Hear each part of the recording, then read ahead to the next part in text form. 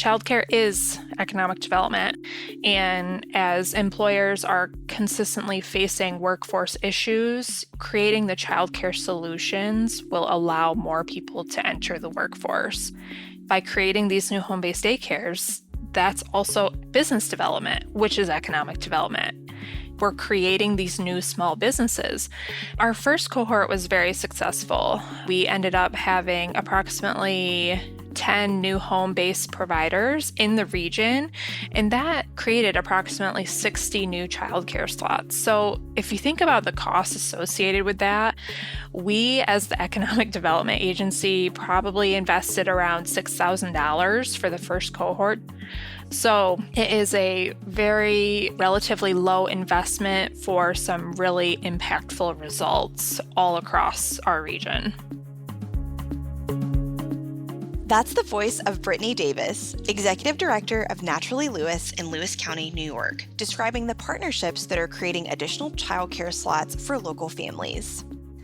In this episode, Brittany shares the strategies her community is implementing to increase childcare availability and small business activity through home-based daycare businesses.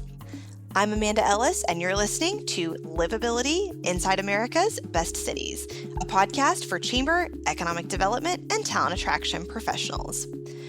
We bring you insights from America's most promising places on how your community can be a better place to live, work, and play. To learn more about this podcast, visit livabilitymedia.com, where you can also sign up for Livability's monthly Let's Talk Talent Attraction newsletter. Now, let's jump in.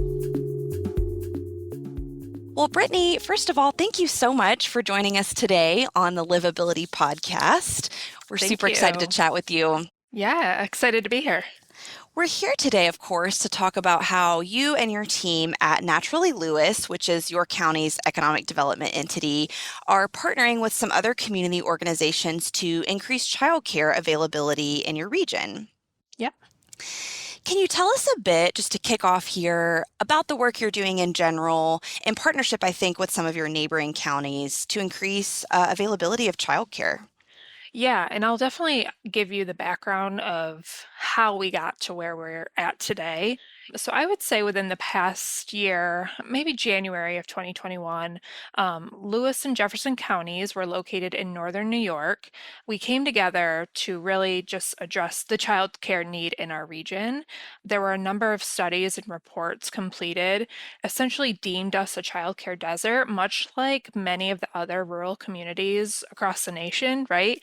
And that basically means that our communities lack sufficient childcare for the vast majority of families that need it.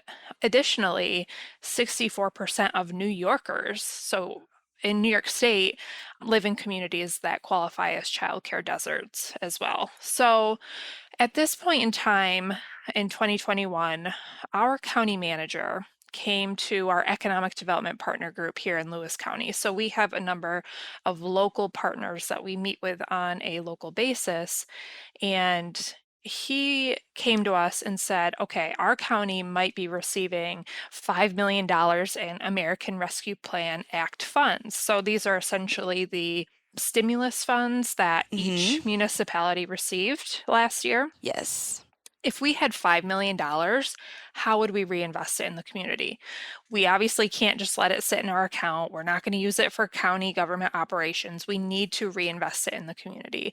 And so with that, childcare was a top priority and something that we needed to address. At that point, we had no clue how we were going to address it, what we were going to do, but we just knew that we needed to do something. So that's when we kind of just put our brains together here within our county and said, all right, what are some short-term and some long-term solutions to address childcare? And that's essentially where this idea of getting more home-based childcare providers came into play. We said, maybe this is a low-hanging fruit. Maybe this is something that is more easily obtainable. We can see results quicker, and it's very much a grassroots effort for our community. So, with that, we understand that the childcare model doesn't work. Like if you look at a childcare facility, you simply cannot charge families enough money to adequately sustain operations. Like this is just a known fact. Like the childcare business model just doesn't work unless you're a facility that has lots of subsidies from the local government or funding from outside resources, foundation funding. But in the case of Lewis County, we are a very rural community. We have 26,000 people in our entire county, and we have one childcare facility. Wow. Yep. And I used to actually sit on their board a couple of years back. And I just remember being on the board and, we're trying to just do these, like all these fundraisers just to try to bring in any extra money because again, it's a failing business model. You cannot charge these families that live in this rural community astronomical amounts for childcare to sustain operations. So we just know that it's a failing business model. We need to do something different. And we understood that trying to build a new facility at that point was not a short-term solution, was not something that we should be focused on first and foremost. So again, we said, all right, how do we get more home-based providers in our community? That's when this is where the rubber meets the road. We brought the right partners to the table. So we brought together, local economic development agencies like ours, workforce development agencies, our local community college, the Small Business Development Center, and our local child care support organization. And together, within like a month, we came up with this program. And essentially, the program works to support students through the necessary and often very daunting channels to become a licensed daycare provider in New York State. And it also provided entrepreneurship training. It provides various incentives like a free 3 credit course to intro to education if they wanted to further their education at the community college. And the best part about this program was that it was fully supported by economic development agencies. And and that was the first cohort in 2021. And now these programs are being fully supported by Lewis and Jefferson counties and the American Rescue Plan Act funds that were provided. So that's where we're at today. Without the partnership between the two counties, without the partnership of the local college and small business support and the child care support organizations, we would not have been able to create this program. As economic development agencies, we should not be in the business of running uh, educational program like this. So, Yeah. so that's where like we want to support this endeavor. We want to support these efforts. We want to fund them. But again, we need the experts in education and small business and entrepreneurial support to come together to make this program a success and to really be able to support these students through the entire process. Yeah, what a win on so many levels. Yeah. Boosting small business, a way to use that ARPA funding in a really productive and healthful way that was coming your direction, and solving childcare issues. That's pretty amazing. And also pretty amazing. You said there was one center serving 26,000 people? Yeah. And how many children could they accommodate? Um, I believe, I know there's a lot of rules and restrictions about that too. yeah, I feel like I've learned so much about the childcare industry because if you have a childcare facility, those regulations are completely different than the home-based childcare facilities. So at our local facility, it's located in Lowell, New York. It's called Hand in Hand Early Childhood Center. It's a 501(c)(3). I would say approximately 60 children, and they also run local after-school programs, and they consistently have a wait list of like approximately 30 kids. But again, we're a big county, we're very rural, and this one childcare facility is located in the center of the county. So it really is only serving a certain amount of families that either live in that area or people that are driving into this part of the county and can drop their children off at that facility. If you're located in the northern or southern end of the county, like this facility is not serving those people. So by focusing on the home-based uh, home-based centers, we can target individuals in communities all across the county, all across the region, to open up home-based centers that can hold, 6 to 8 children, give or take, based on the regulations.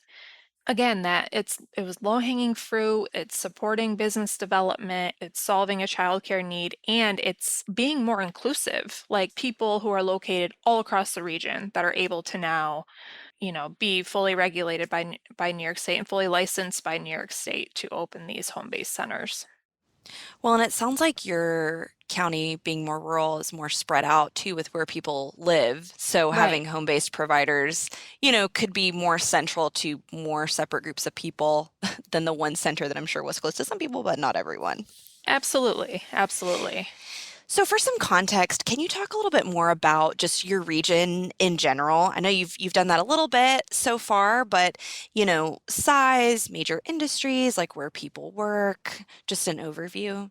Yeah, so like I mentioned, we are a rural region in the north central New York State, also known as Drum Country. So we have the North Country of New York State, but our region that we're referring to today, it consists of 3 counties, Lewis, Jefferson, and St. Lawrence counties in the northern part of New York. Our region is bordered by some really awesome and unique assets. So, Lake Ontario, the Thousand Islands, the St. Lawrence River, the Tug Hill Plateau, and the Adirondack Mountains are all surrounding our 3 counties, which just provides ample opportunities for outdoor recreation. We have a huge tourism industry because of where we're located. People are coming to this region to ATV, to snowmobile, to boat, to fish. We have world-class fishing in our region, skiing, snowboarding, cross-country skiing, hiking. I mean, this is what the northern part of New York is known for, is outdoor recreation. Additionally, in our region, we are home to Fort Drum in the 10th Mountain Division, which is the largest military installation in the Northeast, which employs roughly 16,000 military personnel, 4,000 civilian personnel, and supports over 6,000 indirect off-post jobs. So this is kind of what binds our 3 counties together is Fort Drum. It's the largest employer in New York State. It's a huge part of our economy in our region. And we really like to focus on that because it is a potential for a future workforce. Of those military personnel that are locating and stationed at Fort Drum, over 30% of them choose to stay in this region after they retire because of the Wow. great quality of life that we have. So, some of our major industries that we have here in our region include dairy agriculture, manufacturing, small business and cottage industries, and food production. So we have like a range of very niche, manufacturers and businesses surrounding those industries. So for example, Kraft Heinz is located in Lewis County. We make Philadelphia cream cheese and Polly-O string cheese. Yum. Manufactured here. Cubica AMF bowling pins. So 97% of the world's bowling pins are manufactured right here in Lewis County. What a fun And fact. yeah, and the reason why they're here is because of our proximity to hard maple. So we are in the woods. We have forests, we have lots of timber here, and that is exactly why Cubica is located here, because of that natural resource that is local. Huh. I didn't actually know bowling pins were all made out of wood. I guess I never really thought about it until Yeah, right now. I guess I yeah. thought they were plastic. I don't know. The the outside is a coating of a plastic coating of some sort. The things you learn in this industry. I know, it's pretty cool. So yeah, I guess our assets, such as the Thousand Islands and the Chug Hill Plateau, they offer an abundance of recreational opportunities, and that really just creates that thriving tourism industry and that great quality of life for people that live here and work here and just our unique small communities, our quaint downtowns. Like that's what makes our region extremely unique.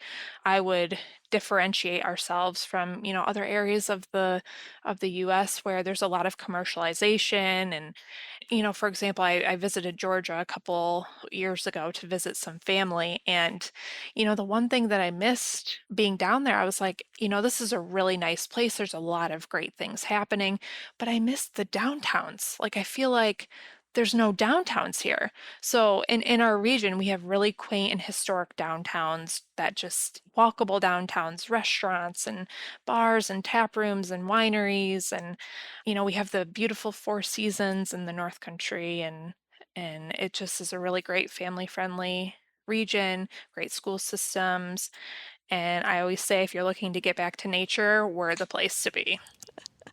Yeah, I thought that would be some helpful context for some of the Yeah. other tidbits you were sharing. So, back to our childcare topic, how do you feel like working in the field of economic development, how is childcare related to that? And why is it something people in the industry should care about and be paying attention to?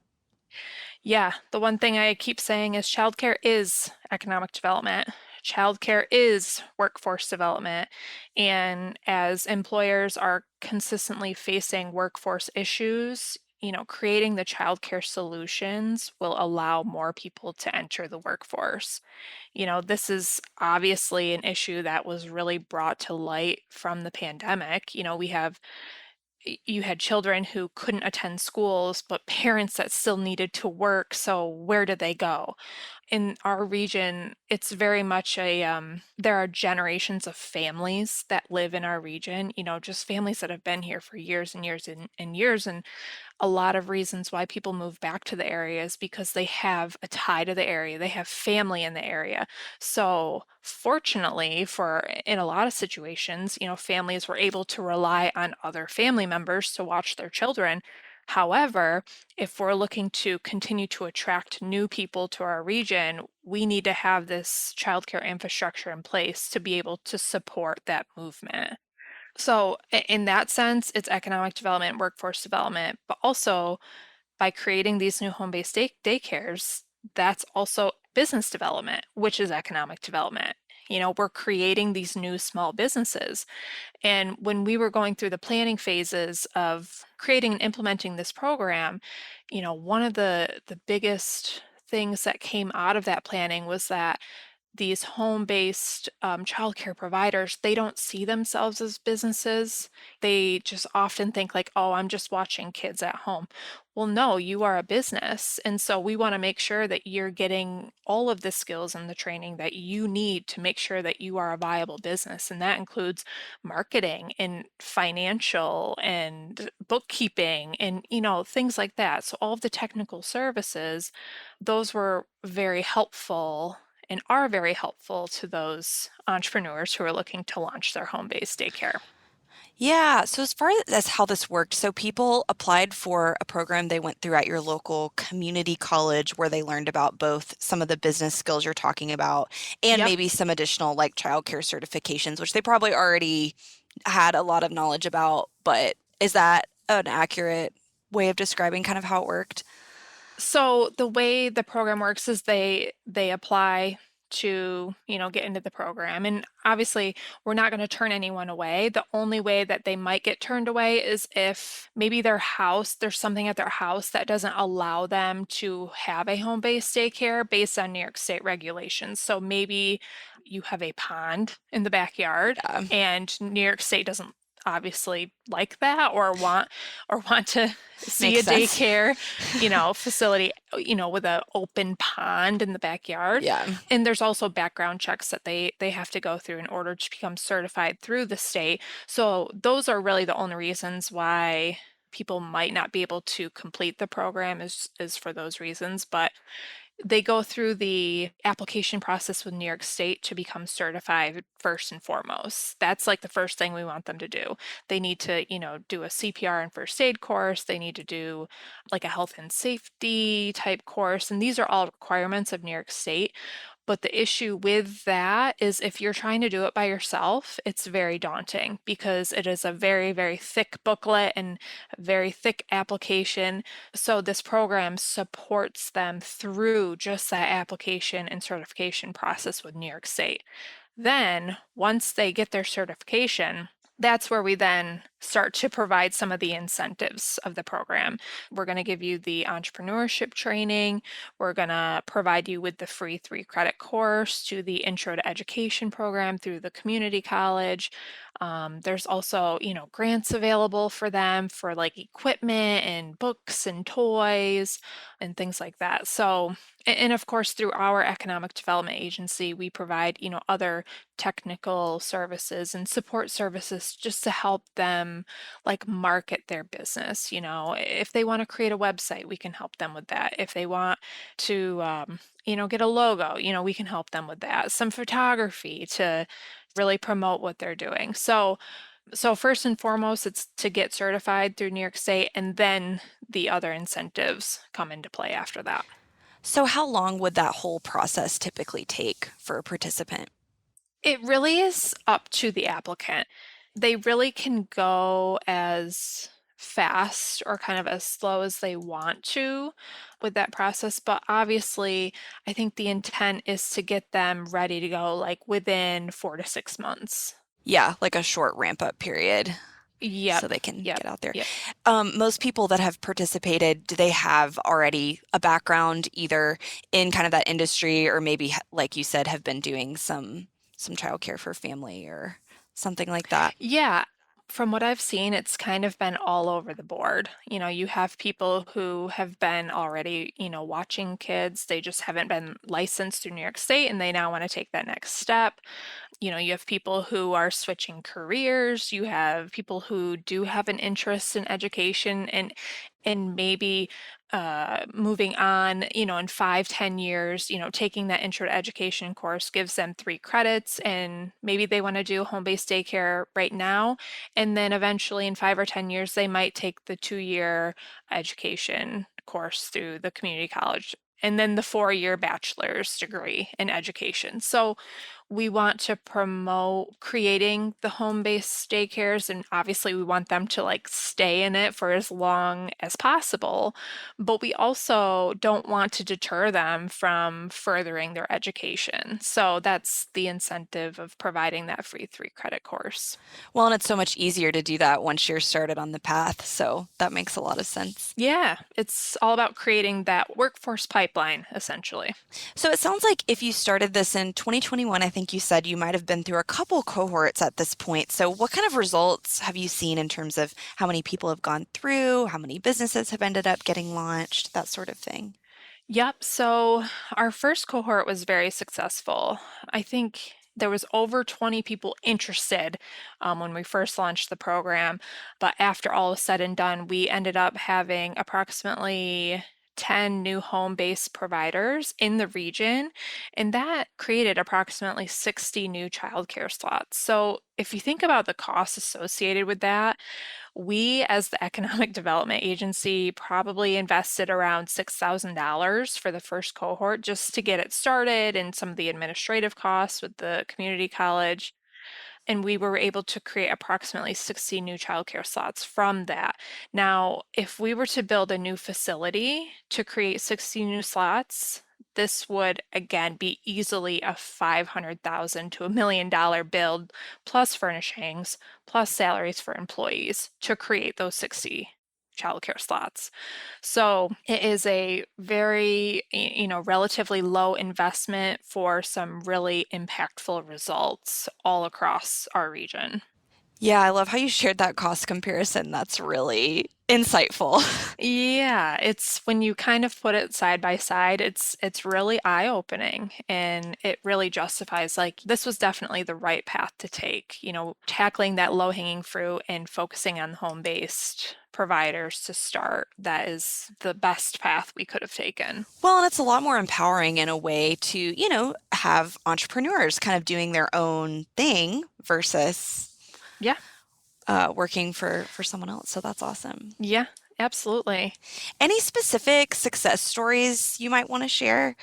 Um, I think the program in general is a success story. It is a result of collaboration and partnership, which is something that every economic development organization should be prioritizing. That is what community building is all about. You need to partner, you need to break down those silos, and you need to collaborate.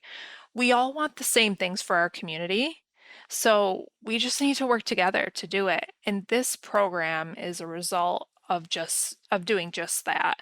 Put our heads together, we consolidated resources, we brought the right partners to the table, and like I'd mentioned before, we as an economic development agency in our county government could not and should not be running this program. So if it were not for those partners and that partnership, this program would not have been successful. So I think the program itself is just a success story. And then of course, you see these individuals who are now running their own businesses, and all their slots are full. They're watching kids and they're developing their own businesses, but they're all also solving a very dire issue in the community, which is childcare. So, You've spoken a lot already to the importance of partnerships, which really makes sense in this context. Any other advice you might have for other communities looking to address this, or just anything else you might want to add? yeah, my advice is always to start small. Think grassroots. How can you grow and build from within? The solutions might be right in front of you and may not cost as much as you would think.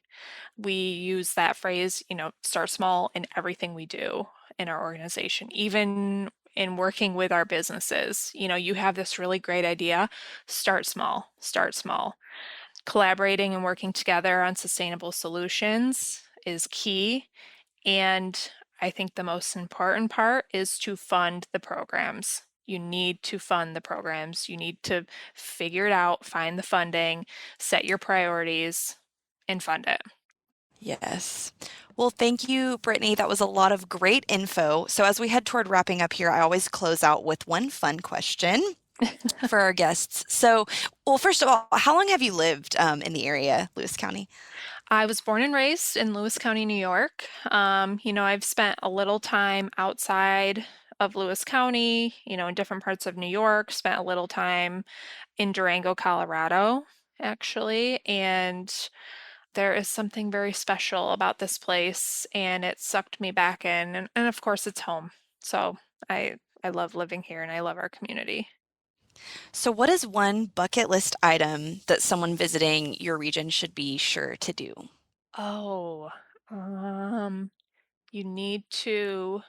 I didn't think this would be the question to trip you up of all of them. There's so many. So when I think of Lewis County, I think of our local foods. We have a huge local food scene. We have a lot of small entrepreneurs who are making goat cheese and cheese curd and famous Krogan bologna. I will send you the link to what Krogan bologna is, but it's just kind of this meat product that's famous to Lewis County in the North Country in New York.